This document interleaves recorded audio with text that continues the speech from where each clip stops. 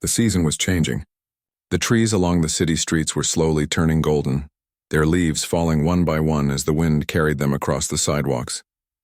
Life in the city moved with its usual rhythm, people rushing to work, children running to school, shopkeepers opening their stores. But somewhere within the ordinary, small seeds of change were quietly growing. At the courthouse, Judge Thomas Gray continued his work. He listened to cases with the same patience he had always shown.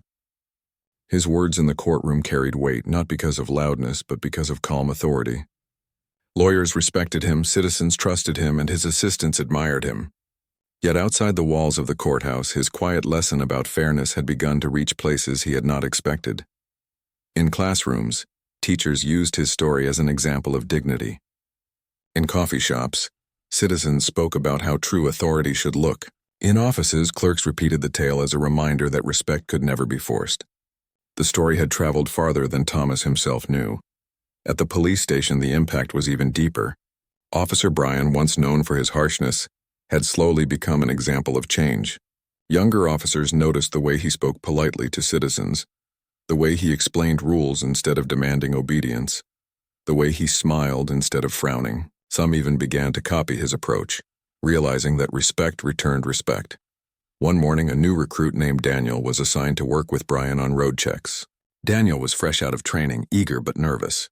As they stood by the roadside, Daniel asked quietly, "Sir, how do you handle drivers who get upset when we stop them?" Brian thought for a moment before answering. "With fairness, Daniel. Always with fairness. If they are wrong, explain it with respect. If they are right, admit it with honesty. Authority is not about making them fear us. It is about helping them trust us." Daniel listened carefully, nodding. Later that day, when they stopped a car and the driver grew impatient, Daniel remembered Brian's words. Instead of raising his voice, he explained calmly. To his surprise, the driver calmed down too. Daniel glanced at Brian, who gave him a small nod of approval. By evening, Daniel felt different. He realized he had learned something that training had not fully taught him. He had learned the power of fairness. Meanwhile, Judge Gray was invited to speak at a university seminar about law and ethics. The hall was filled with young students eager to hear his wisdom. Standing at the podium, he spoke of many things: the importance of truth, the responsibility of law, the meaning of justice. Then, without mentioning names, he shared again the story of the broken light. True authority, he told the students, does not need to prove itself by force. It shines naturally when guided by fairness. Remember this when you go into the world, whether you become lawyers, teachers, doctors, or officers. Respect cannot be demanded. It must be earned. The students listened with shining eyes. Many wrote his words down not just as notes, but as guiding principles for their own lives. Back at the police station, the captain watched Brian closely. He had seen officers change before, but rarely in such a lasting way. Curious, he asked Brian one day, "Why are you so different now?" Brian paused, then answered honestly, "Because someone reminded me that my uniform is not about me. It is about those I serve. I had forgotten that once. I do not wish to forget again." The captain nodded with quiet respect. Weeks turned into months. The city faced its usual challenges, but slowly, quietly, trust in the police began to rise. Citizens noticed that officers were speaking more respectfully. Complaints reduced. Even small gestures like greeting people with a smile or explaining rules patiently made a difference. Many did not know the reason for the change, but the roots could be traced back to that single morning when a judge chose calmness over anger. One afternoon, Judge Gray and Officer Brian met again, this time by chance. The judge was leaving the courthouse when he noticed Brian standing nearby, guiding traffic during a busy hour. Cars honked, pedestrians rushed across the crosswalk, and yet Brian managed the flow with steady movements and a patient voice. For a moment, Thomas stood at the top of the courthouse steps, watching. He saw not the arrogant officer from months ago, but a man who had grown into his duty. When their eyes met across the distance, Brian gave a respectful nod. Thomas returned it with a faint smile before stepping into his car. No words were exchanged, but none were needed. Both men understood. That evening, Brian walked home with a lighter heart. He thought about the path he had taken, the mistakes he had made, and the lesson that had saved him from himself. He realized that life had given him a second chance, and he was determined not to waste it. At the same time, Thomas sat by his window with a book in hand.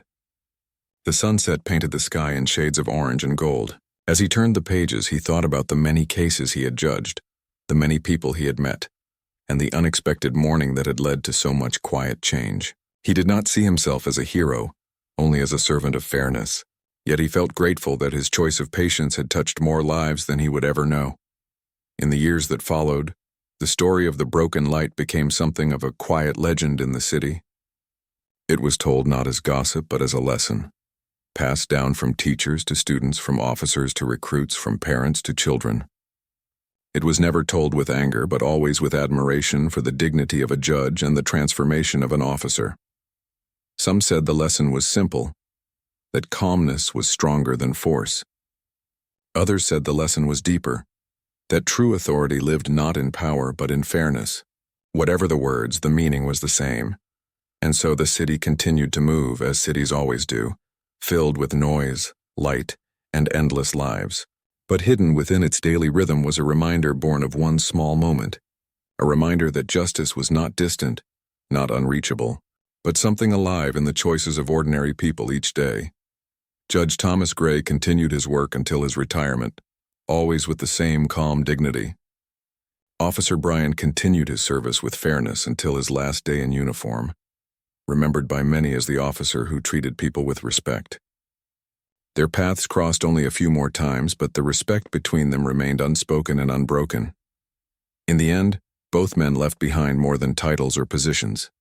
They left behind a lesson that lived quietly in the city's heart, that dignity is stronger than arrogance, that fairness is stronger than pride, and that even the smallest act of patience can change not just one person but many. The days that followed were quiet but heavy for Officer Brian. He still wore his uniform each morning, still stood at his post, still did the routine checks he was assigned. But inside he felt different. Each time he raised his hand to stop a car, he remembered the judge's calm eyes. Each time he held his baton, he remembered the sound of glass breaking and the silence that had followed. At night, when he returned home, the silence of his small apartment seemed louder than usual.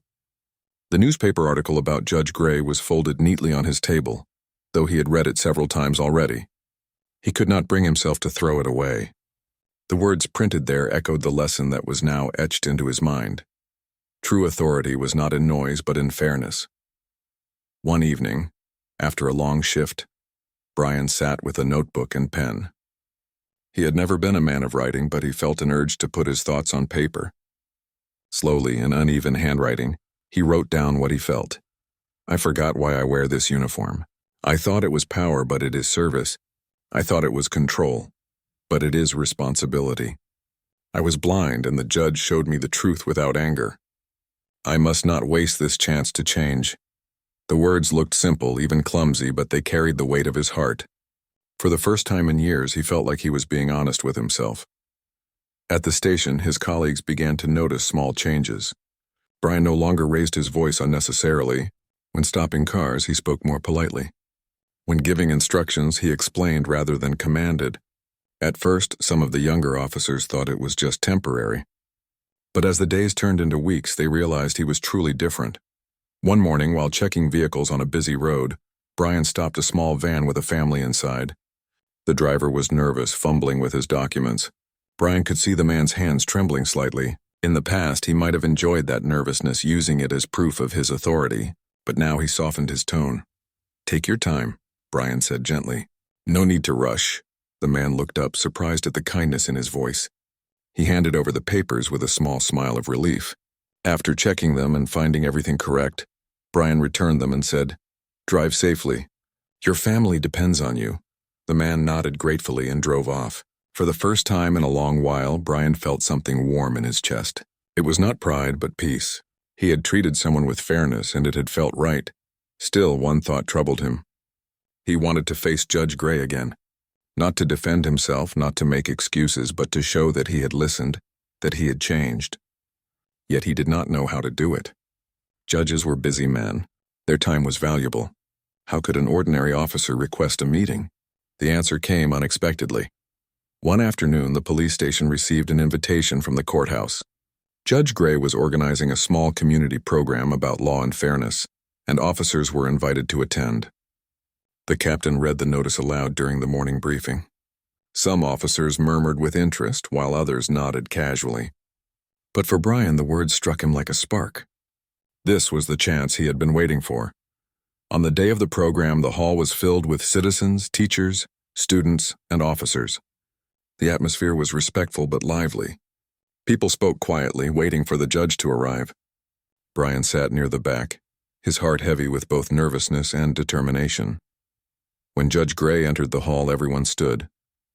His calm presence filled the space just as it always did. He greeted the audience politely and began his talk.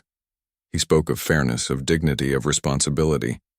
His words were simple but powerful, just as they had been before.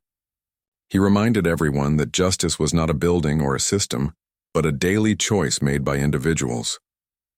As Brian listened, he felt his heart tighten. Each word felt directed at him. He knew the judge was not speaking about him personally, yet the lesson touched him deeply. When the talk ended, the audience applauded warmly. People began to gather around the judge, some to ask questions, others simply to greet him. Brian remained seated, unsure if he had the courage to step forward. Finally, he stood. His legs felt heavy, but he forced himself to walk slowly toward the front. As the crowd began to thin, he found himself standing face to face with the man who had changed his life without raising his voice. Judge Gray, Brian said quietly. The judge turned his calm eyes toward him. For a moment, recognition flickered. He remembered the officer at the station. Officer Brian, the judge said softly. "How are you?" Brian swallowed hard. "I am better, sir, because of you." Thomas studied him carefully, noticing the sincerity in his voice. "Tell me," he said gently, "what makes you say that?" Brian hesitated, then spoke from his heart. "That day at the station, I was wrong. I used authority as pride, not service. You could have punished me, but instead you taught me. I have thought of your words every day since. I want you to know I listened. I want you to know I am trying to change." The hall had grown quieter now, with only a few people nearby. Those who overheard fell silent, sensing the weight of the moment. Thomas nodded slowly. "It takes courage to admit mistakes," he said. "But it takes greater courage to live differently after admitting them." "Are you living differently, Officer Brian?" Brian's voice shook slightly. "I am trying, sir. I speak with respect now. I remember that the badge is service, not pride. I am not perfect, but I am changing." Thomas looked into his eyes and saw the truth. This was not the same man who had broken a car light to prove power. This was a man humbled by his own mistake, now walking a different path. "I believe you," Thomas said quietly, "and I respect your effort. Do not stop, officer. The city needs officers who remember that dignity is stronger than force." Brian felt a weight lift from his chest. He bowed his head deeply, not as a gesture of duty, but as a sign of gratitude. "Thank you, sir," he whispered. As the judge turned to greet others, Brian stepped back, his heart lighter than it had been in years. He knew he still had a long road ahead, but he also knew he was walking in the right direction now. In the weeks that followed, Brian continued to serve with a new spirit. Citizens noticed the change. Drivers who once feared his stern manner now found him patient. Children waved at him on the streets, and he smiled back, something he had rarely done before. Even his colleagues began to respect him in a new way. One afternoon, while stopping cars for routine checks, a little boy sitting in the backseat of a car waved at him with excitement. Brian walked up and said kindly, "Hello there, young man." The boy giggled and waved harder. His parents smiled, grateful for the officer's warmth. As the car drove away, Brian thought of Judge Gray again. He realized that the judge's lesson had not only changed his work, but had changed his life. He was no longer living with the weight of arrogance. He was living with the light of fairness. Meanwhile, Judge Gray carried on with his duties at the court, never mentioning the incident publicly by name. For him, it was enough to know that one officer had been reminded of his duty. He believed the change, even in one heart, was worth the effort. The city itself moved as always, with its noise, its rush, its endless flow of people. Yet within it, a quiet change was happening. A police officer who once used his badge for pride now used it for service. A judge who believed in dignity had planted a seed that was growing stronger each day. And though neither man spoke of it often, both knew that their paths had crossed for a reason. One to teach, the other to learn, and both to remind the city that true justice was not about power, but about fairness lived out in the smallest of moments. The morning sun had risen higher by the time Judge Thomas Gray reached the courthouse. The tall building stood proudly with its wide steps, marble columns, and a flag waving gently above. Lawyers hurried across the steps with files tucked under their arms, and citizens lined up at the entrance for hearings. For most, it was just another busy day. Thomas parked his car in his reserved space. The cracked rear light caught the attention of the guard who usually greeted him. The guard tilted his head slightly, curious but silent. Thomas gave him a small nod before walking inside with his usual calm steps. His mind was not on the case files he carried, but on the lesson he had just experienced at the police station. Inside the courtroom, the session began. Lawyers presented arguments, witnesses spoke, and the rhythm of justice carried on as usual. Yet even as he listened carefully, Thomas found his thoughts drifting back to the officer. He thought about how quickly arrogance had turned into silence. He thought about the faces of the younger officers who had witnessed the truth that morning. He knew those moments would leave a mark on their memories. When the session ended, Thomas returned to his office. His assistant, Clara, entered with a stack of papers. She was in her early 30s, quick and efficient, with a respectful manner toward her boss. She placed the papers on his desk and paused. "Sir, you sent a message earlier that you were delayed on the road. Was everything all right?" she asked carefully. Thomas gave a faint smile. "Yes, Clara, everything is fine now. Just a small reminder of how fragile fairness can be when power is misunderstood." Clara looked puzzled. She wanted to ask more, but she respected his privacy. She simply nodded and went back to her tasks. Later that afternoon, word of the morning's incident began to spread quietly. A young officer from the station had mentioned it to a friend, who in turn shared it with another. By evening, the story had reached several offices across the city. The details were simple. A federal judge had been stopped, treated unfairly, and yet responded with calm dignity instead of anger. The story grew not because of drama, but because of the contrast. People were used to tales of confrontation, shouting, or complaints. But here was a man of high position who chose patience, who corrected with words rather than punishment. That was what made it powerful. In a small cafe near the courthouse, two law students discussed the story over cups of tea. One said, "Can you believe it?" A judge treated like any ordinary driver, and he didn't even raise his voice. The other replied, "That's the kind of strength we don't often see. To remain calm when you could easily use power, that's real dignity." At the police station, the mood was different. Officer Brian spent the day quiet and withdrawn. He avoided long conversations with his colleagues, who now looked at him with a mixture of pity and disappointment. He replayed the scene again and again in his mind. The way the judge had asked a simple question, the way silence had filled the room, the way truth had exposed his mistake without a single shout. The captain called him into his office in the evening. The room was small but neat, with files stacked carefully on the shelves. The captain looked at Brian firmly but not unkindly. "Do you understand what happened today?" the captain asked. Brian lowered his head. "Yes, sir. I was wrong." "Not just wrong," the captain said slowly. "You forgot why you wear this uniform. Authority without fairness is empty. You embarrassed yourself, but more importantly, you embarrassed the badge. Learn from it, Brian. If you don't, the uniform will feel heavier every day." Brian nodded quietly. The words sank deep into his heart. Meanwhile, Judge Thomas Gray sat in his office, writing notes in his neat handwriting. He was preparing for his speech at a community event scheduled for the weekend. Each year, he was invited to speak about law and justice to students, teachers, and ordinary citizens.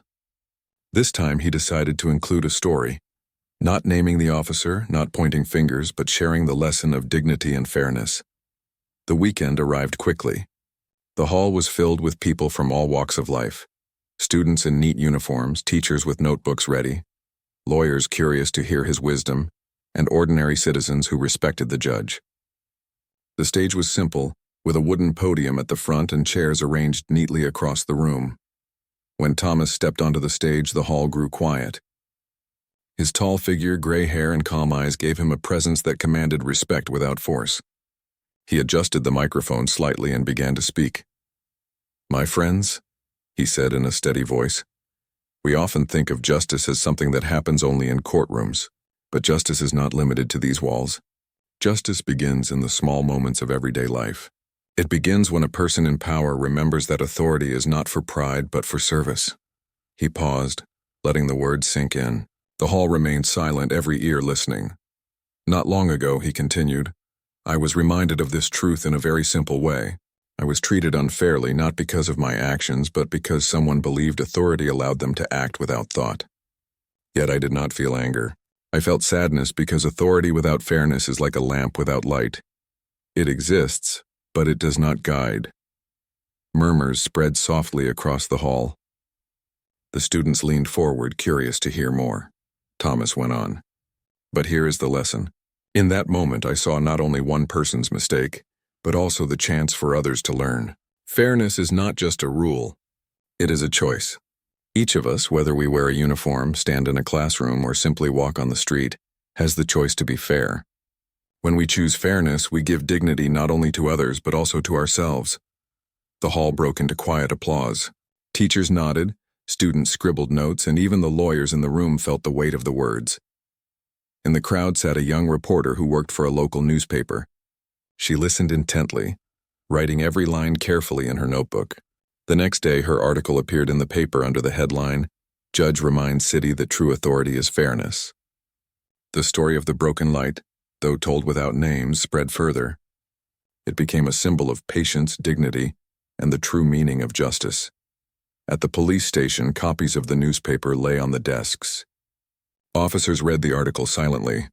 Many of them thought back to the morning when Judge Gray had stood calmly in their station. Some felt proud to have witnessed it. Others felt challenged to live up to the lesson. Brian, too, read the article. His chest felt heavy, not with anger, but with regret. He realized the judge could have humiliated him, could have filed a complaint that might have ended his career. Instead, the judge had chosen to teach with dignity. That mercy weighed on him more than punishment ever could. That evening, Brian sat alone in his small apartment, staring out the window at the streetlights. He thought of the judge's words. The power of your uniform is not in the noise you make, but in the fairness you uphold. For the first time in years, he began to see his job differently. It was not about pride or control. It was about service. Meanwhile, Thomas returned home to his quiet house filled with books and memories. He sat by the window with a cup of tea, watching the sunset. He did not think of himself as a hero. To him, he had simply lived by the principle he had always believed in: fairness above pride, dignity above anger. But in the city outside, his quiet lesson was spreading like ripples in a pond. People talked about it in cafes, in classrooms, in offices. They spoke not of the broken light, but of the strength it took to remain calm when mistreated. They spoke of how true authority was not about force, but about fairness.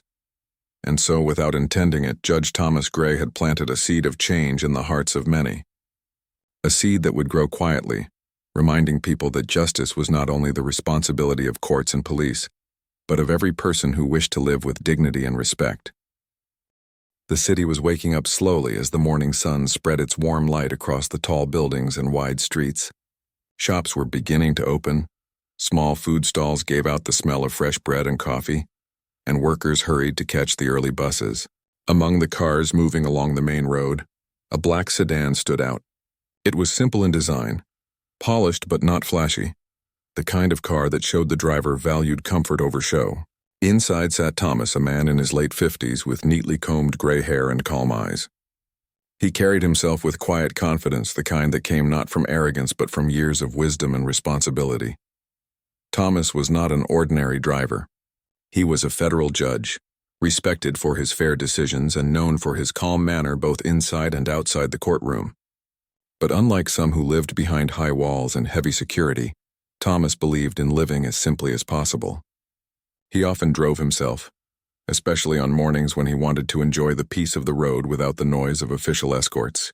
To him, driving alone gave a sense of normal life, something he still valued deeply even after years in a position of great authority.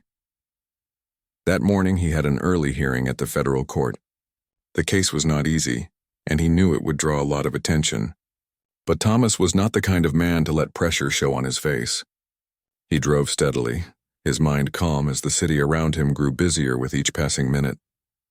At the same time, a police officer named Brian was starting his shift a few streets away.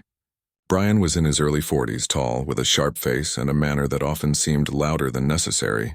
He wore his uniform proudly, but not always for the right reasons. For Brian, the badge was less about service and more about authority. He enjoyed the power it gave him, the ability to stop cars, question people, and make others nervous in his presence. While many officers in the city worked honestly and with true dedication, Brian had developed a reputation among some locals for being harsh and impatient. That morning, Brian felt restless. He had argued with his neighbor the night before, and the frustration still lingered in his mind. As he stood on the side of the road watching cars pass, his eyes searched for any excuse to stop someone. It was almost as if he needed to prove his authority to himself, to remind the world that he was the one in control. When Thomas's black sedan appeared on the road, Brian's attention locked onto it. The car was neat, the driver calm, and nothing about it broke any rules. But Brian decided, without any clear reason, that he wanted to stop it. Maybe it was the polished look of the car. Maybe it was simply his own mood. But he raised his hand and blew his whistle sharply, signaling for the sedan to pull over. Thomas noticed the signal in his rearview mirror. He frowned slightly, surprised, because he had not been speeding, nor had he broken any law. Still, he believed in respecting the rules, and so he slowed down and pulled the car to the side of the road. He rolled down his window and waited calmly, his hands resting on the steering wheel. Brian walked up with heavy steps, his face set in a stern expression. He did not greet Thomas politely or explain why he had stopped him. Instead, he looked at the car with exaggerated suspicion, circling around it as if searching for something wrong. "License and registration," Brian said in a flat, commanding tone. Thomas nodded, reached for his documents, and handed them over.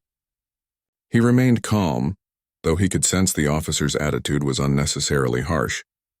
He had dealt with many people in his career, including those who mistook arrogance for strength. This officer, he realized, was one of them. Brian glanced at the documents but hardly read them.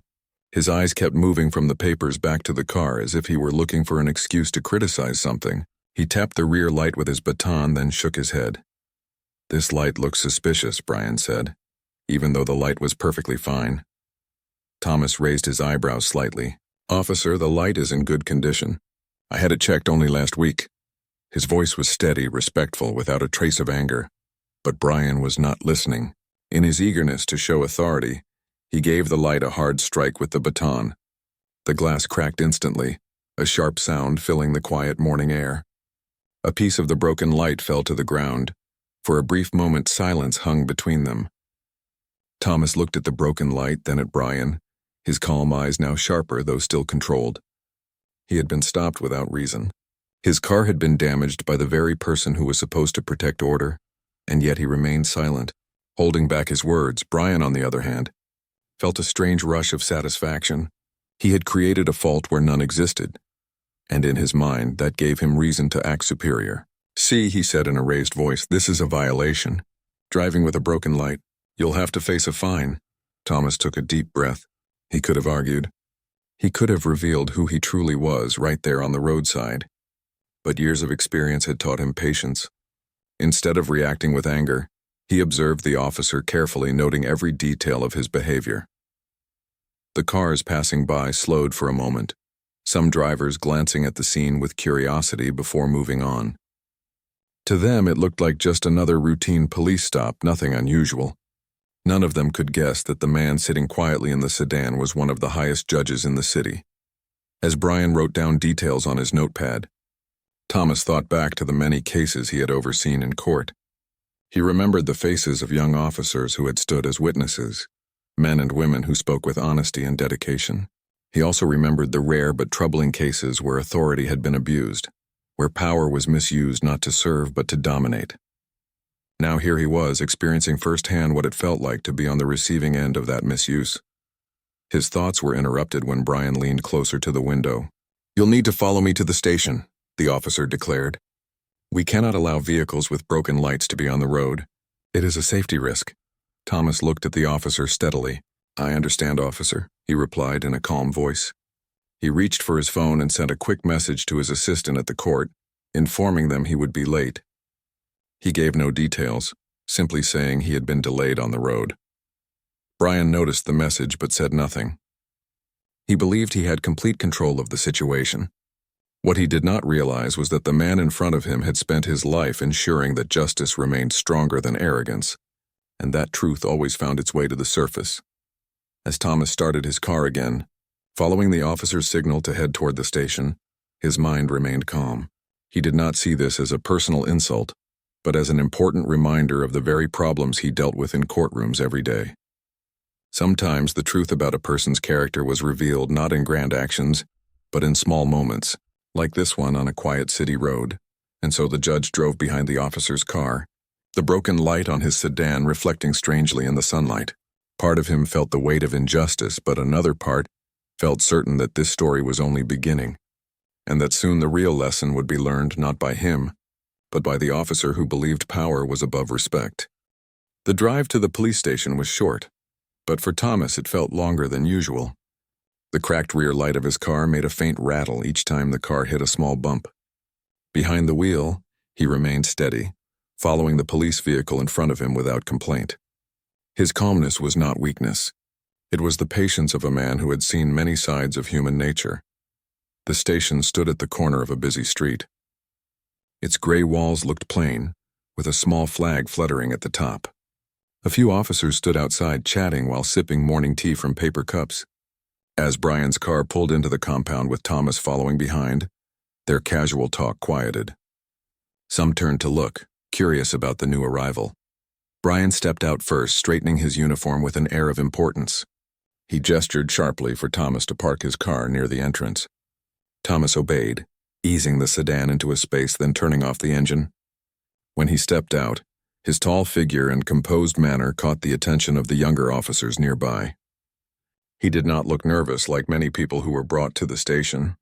He looked calm, collected, almost as though he belonged in a place where justice was decided.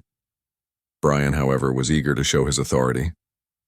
He led Thomas inside without offering any explanation. The hallway was lined with notice boards and framed photographs of retired officers. The smell of fresh paint mixed with the faint scent of old paper files. Inside, the station buzzed with activity. Phones rang, typewriters clicked, and officers moved in and out of rooms with folders in hand. Yet as Thomas walked in, there was a subtle shift in the atmosphere. Something about his presence drew quiet respect, though no one yet knew who he truly was. Brian directed Thomas to a wooden chair near a desk. "Sit here," he ordered. His tone was sharp, more like a command than a request. Thomas sat down calmly, folding his hands in his lap. He looked around the room with quiet eyes, noticing the details others might miss. A young officer in the corner was sorting papers nervously. Another officer nearby was typing a report but kept glancing toward him, perhaps wondering what the story was. Brian placed the cracked piece of car light on the desk dramatically, as if it were evidence of a major crime. "This man was driving with a broken light," he announced loudly, making sure the room heard him. A few eyebrows raised among the officers. One of them, an older man with kind eyes, spoke softly. "It looks like the glass broke recently. Was it already damaged on the road, or?" Brian cut him off. "Does not matter. A broken light is a violation. Rules are rules." Thomas listened without reaction. He knew better than to argue in a room full of strangers. He preferred silence because silence often revealed more than arguments ever could. Brian filled out a form with exaggerated seriousness, writing down every detail as though preparing a major report. He looked up at Thomas and asked, "Name?" "Thomas," came the calm reply. "Full name?" Brian pressed. "Thomas Gray." The judge answered, his voice even. The room grew slightly quieter. The name sounded familiar to a few, but they could not place it immediately. One of the younger officers paused his work, staring at Thomas as though trying to remember where he had heard the name before. Brian, however, did not notice. He was too caught up in the performance of his authority. He scribbled the name quickly, not realizing that it belonged to one of the most respected federal judges in the region. After writing down the information, Brian leaned back in his chair. "You will pay a fine," he said firmly. "Driving with a broken light is unsafe. We cannot allow it." Thomas looked at him steadily. "Officer, may I ask one question?" Brian frowned. "What is it?" Thomas pointed gently to the piece of broken glass on the desk. "Would you say that this damage happened before you stopped me or after?" The room grew still. Several officers glanced at each other, sensing the weight of the question. The calmness in Thomas's voice made the words even more powerful. Brian shifted uncomfortably in his chair. For a moment, his confidence faltered. Then he cleared his throat and said, "It does not matter when it happened. The light is broken now." Thomas nodded slightly, not arguing further. His calm expression made Brian uneasy, though he could not explain why. At that moment, the station door opened and another officer entered. He was a captain, slightly older, with years of service visible in the lines of his face. His eyes immediately fell on Thomas, and recognition lit his expression. He froze for a second, then quickly regained composure. "Judge Gray?" the captain said with surprise and respect. The room fell into silence. Every officer turned to look at Thomas, eyes wide. Whispers spread quickly. Now they understood why the name had sounded familiar. This was not just any man. This was Judge Thomas Gray, the federal judge known for fairness, for discipline, for decisions that shaped the lives of many in the city. Thomas inclined his head politely, his expression unchanged. "Good morning, Captain." Brian's face drained of color. He looked at the captain, then at Thomas, then back again. His earlier confidence seemed to vanish like air from a balloon. The baton that had once felt so heavy in his hand now seemed nothing more than a stick. The captain stepped forward immediately. "Sir, I did not expect to see you here. If I had known—" He stopped himself, aware of the weight of the situation. Thomas lifted a hand gently. "Please do not worry. I am here because your officer believed my car was not fit for the road." The captain turned slowly toward Brian, his eyes sharp. "Is that so?" Brian stammered. "The light, it was broken." He could not finish the sentence. The truth hung in the air. Everyone in the room knew what had happened. Thomas, however, did not raise his voice. "I do not wish for unnecessary drama," he said softly. "I only ask that fairness be applied just as it would be to any citizen." The captain nodded quickly. "Of course, sir, absolutely." The younger officers watched with wide eyes. For them, it was a lesson unfolding in real time. They saw how arrogance could collapse in the face of truth, and how calm dignity carried more power than loud authority. Brian lowered his gaze, unable to meet Thomas's eyes. His earlier pride had turned into silent shame. But Thomas was not done teaching a lesson. He stood slowly, his tall figure commanding quiet respect. "Officer Brian," he said gently, not harshly, "do you believe the law is meant to serve the people or to serve yourself?" The room held its breath. Brian swallowed hard. "The people," he whispered. Thomas nodded. "Then remember this moment. The power of your uniform is not in the noise you make, but in the fairness you uphold. Without fairness, the uniform loses its meaning." The captain looked deeply moved. The younger officers, too, felt a weight in their hearts. The words of the judge would stay with them long after that day. Thomas then turned to the captain.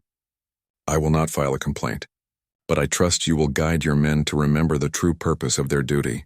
The captain bowed his head. "You have my word, sir." With that, Thomas picked up his documents from the desk, gave a polite nod to the room, and walked calmly out of the station. His steps were slow but steady, each one carrying the quiet dignity of a man who knew the real meaning of justice. Outside, the sunlight was brighter. The city was moving as usual, people unaware of the small drama that had unfolded inside the station. To Thomas, it was not about humiliation or pride. It was about reminding those who wore the uniform that respect was earned through fairness, not forced through fear. As he got into his car, the cracked light glinted faintly. He touched it for a moment, not with anger, but with thought. To him, the broken light had become a symbol of how easily authority could damage what was whole, and how calm dignity could reveal the truth. He started his car, drove out of the compound, and headed toward the court. Behind him, the officers remained silent, still processing the lesson they had witnessed. And inside the station, Brian sat quietly, his arrogance stripped away, left to reflect on how quickly the mask of false power could fall when faced with true justice. For Thomas, the day had only begun. The case waiting at the court was complex, but he carried with him the reminder of what had just happened. Sometimes justice began not in the courtroom, but in the small everyday moments where truth and fairness met face to face.